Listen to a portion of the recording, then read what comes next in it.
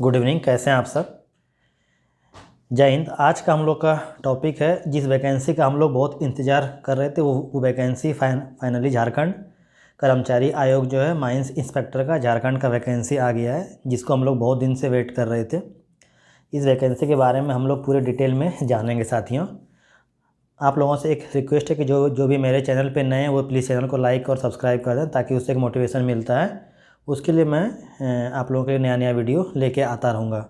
चलिए बिना देर के हुए टॉपिक स्टार्ट करते हैं। जैसा कि आप लोग देख रहे हैं स्क्रीन पे, झारखंड कर्मचारी आयोग लिखा हुआ है, विवरण यहाँ पे देखिए। Advertisement number 21/2022 JDL CCE 2022 regular. तो साथियों, हम लोग पहले इसका वेबसाइट पे जाएंगे, चेक करेंगे, क्योंकि क्या होता है कि बहुत सारे फ्रॉड रहते हैं। वो आपके व्हाट्सएप ग्रुप में बहुत तरह के वैकेंसी आते रहते हैं, लेकिन वो एक्चुअल में होता नहीं है। तो इसके पहले ऑफिशियल वेबसाइट पे चलते हैं और वहाँ पे जाके चेक कर लेंगे। अगर वैकेंसी सही होगी तो फिर जो है आगे हम लोग देखेंगे इसको। तो चलते हैं इसका ऑफिशियल वेबसाइट पे। JSSC है, गूगल पे सर्च किए, ठीक है। सर्च करने के बाद होम झारखंड आया, इस पर क्लिक किए, साइट खुल गया। देखिए यहाँ पे पहला में आ रहा है एडवर्टाइजमेंट ऑफ JDLCEC, इस पर क्लिक किए, ठीक है। एडवर्टाइजमेंट पे क्लिक किए, ओके किए। यहाँ पे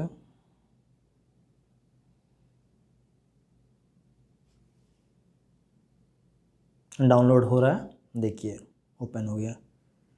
तो देखिए साथियों, क्योंकि अभी क्या है कि बहुत सारे व्हाट्सएप के ग्रुप में कुछ फ्रॉड भी आते हैं, तो उस पर नहीं जाना है अपने को। मैंने ऑफिशियल वेबसाइट से आप लोगों के सामने ये डाउनलोड किया है। लिखा हुआ झारखंड कर्मचारी चयन आयोग झारखंड डिप्लोमा स्तर संयुक्त प्रतियोगिता परीक्षा 2022 रेगुलर, ठीक है। तो ये एडवर्टाइजमेंट हम लोग देख रहे हैं। तो अब हम लोग जो इसका मेन एडवर्टाइजमेंट है उसमें हम लोग आते हैं, ठीक है। तो हम लोग आ गए, ठीक है। देख ही पा रहे हैं आप लोग स्क्रीन पे, देखिए पोजीशन ऑफ सीट्स का दिया है। पहला है खान निरीक्षक, देख लीजिए आप लोग, यहाँ देख पा रहे हैं जैसे कि खान निरीक्षक यहाँ पे लिखा हुआ है। तो इसमें से टोटल सीट जो है, ठीक है, 32 सीट हैं टोटल।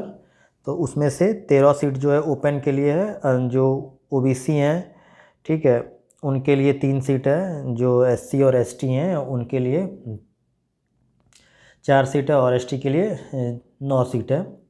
महिला का भी आरक्षण दिया हुआ है, ओपन में 1 है महिला के लिए, और अनुसूचित जनजाति में 1 है, ठीक है। और खेलकूद कोटा वाले के लिए भी 1 दिया हुआ है, देखिए यहाँ पे।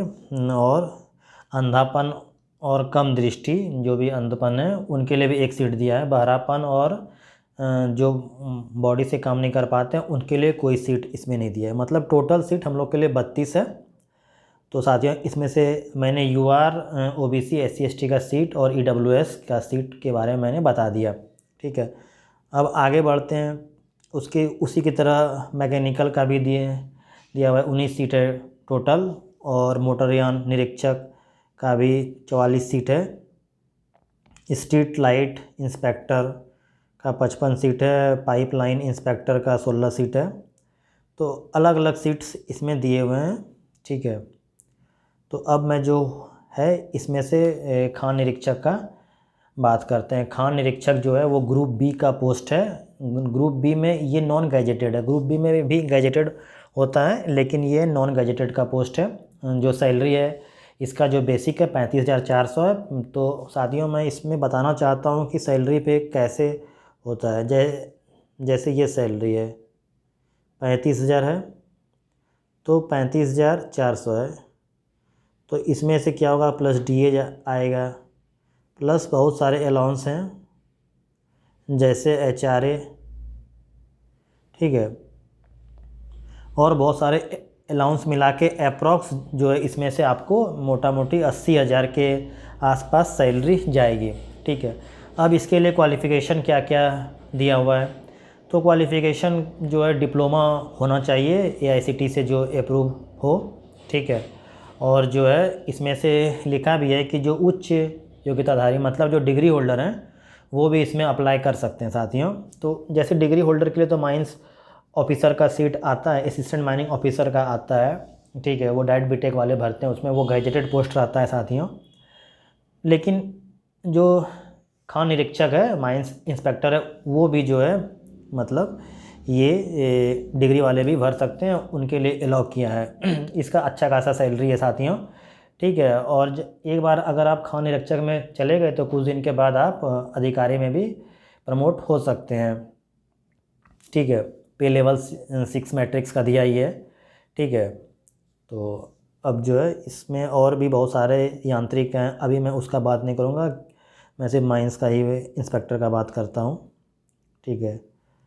उसके बाद न्यूनतम शैक्षणिक योग्यता जो है उसमें से 10th और डिप्लोमा उसको होना चाहिए, ठीक है। लेकिन इसमें से साथियों एक चीज़ जो है बहुत इंपॉर्टेंट चीज़ मार्क लिया है, ये 2 पॉइंट जो दिया हुआ है ये बहुत ही इंपॉर्टेंट पॉइंट है साथियों। इसमें से बोला है कि आपको 10वीं जो है झारखंड से होना चाहिए या झारखंड का डोमिसाइल आपके पास होना चाहिए, ठीक है। उसके बाद डिप्लोमा तो मिनिमम है, डिग्री जो है वो भी इसमें से एलिजिबल हैं। तो लिखा है कि उपर्युक्त अनिवार्य योग्यता के अतिरिक्त अभ्यर्थियों को मैट्रिक झारखंड राज्य में जो भी इस्टेब्लिशमेंट है उससे होना चाहिए तथा लोकल रीति रिवाज एवं भाषा का ज्ञान होना चाहिए। और जो है झारखंड राज्य की जो रिजर्वेशन सिस्टम है उसमें से मान्यता संपन्न मैट्रिक, अगर आप इसमें अब इम्पोर्टेंट पॉइंट है कि अगर आप सीबीएसई से करते हैं तो क्या आप एलिजिबल नहीं हैं। बहुत सारे लड़के हैं जो झारखंड बोर्ड से 10th नहीं किए हैं, वो अगर सीबीएसई से किए हैं तो क्या वो एलिजिबल हैं कि नहीं। तो इसमें से मैं बताना चाहूँगा कि आप सीबीएसई से किए हैं वो एलिजिबल है, लेकिन वो झारखंड में, झारखंड का जो एरिया है उसमें से अवस्थित होना चाहिए, स्थित होना चाहिए। स्थित रहेगा तो अगर आप सीबीएसई या आईसीएसई बोर्ड, सीबीएसई या आईसीएसई बोर्ड से भी किए हैं और वो अगर झारखंड में है तो आप इसके लिए एलिजिबल है। आगे बढ़ते हैं साथियों। खेल कूद कोटा, हाँ अगर आपके पास कोई भी मेडल है तो उसमें के लिए भी अलग से दिया हुआ है, ठीक है। अब जो है एज का जो क्राइटेरिया है, ठीक है, एज में से आपको 1/8/2022 ये कट ऑफ है। मिनिमम एज 18 साल है, मैक्सिमम एज जो है 35 साल के लिए। तो ईडब्ल्यूएस और जो है ये जनरल के लिए 35 साल जो यूआर है और ईडब्ल्यूएस है उसके लिए 35 साल है, ठीक है। लिख दे रहा हूँ यूआर और ईडब्ल्यूएस, इसके लिए 35 साल है। ओबीसी के लिए 37 साल है, महिला के लिए 38 साल हो गया और SC ST के लिए 40 साल दिया हुआ। इसमें से जो झारखंड का लैंग्वेज है, टोटल 22 लैंग्वेज है, उसमें से एक भाषा का आपको ज्ञान इसमें होना चाहिए, अनिवार्य यहाँ पे लिख दिया हुआ है। तो ये भी हम लोग मान के चलेंगे, यहाँ पे जो भाषा का ज्ञान है वो अनिवार्य लिख दे, स्थानीय भाषा। तो टोटल 22 लैंग्वेज है, वो लैंग्वेज जो है भाषा का ज्ञान होना चाहिए आपको, ठीक है। 22 लैंग्वेज है, कोई एक खोटा उटा ये सब लैंग्वेज का आइडिया होना चाहिए। जैसा मैं आप लोग को समझा पा रहा हूँ आप लोग समझ पा रहे होंगे, ठीक है। अब नीचे आते हैं, एज हम लोग देख ही लिए, और क्या है कि एज के बाद रिजर्वेशन संबंधी अब बात करते हैं हम लोग। हाँ रिजर्वेशन, तो रिजर्वेशन जो है इसमें से एसडीओ या फिर सीओ साहब का बना होना चाहिए, ठीक है। 19/7/2019 के पहले का नहीं होना चाहिए, उसके बाद का होना चाहिए, ठीक है।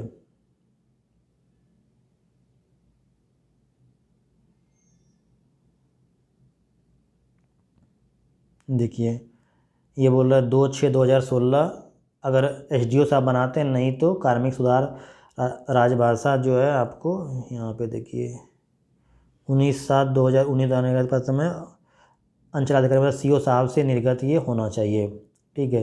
19/7/2019 से पहले जो है वो मान्य नहीं होगा, ठीक है।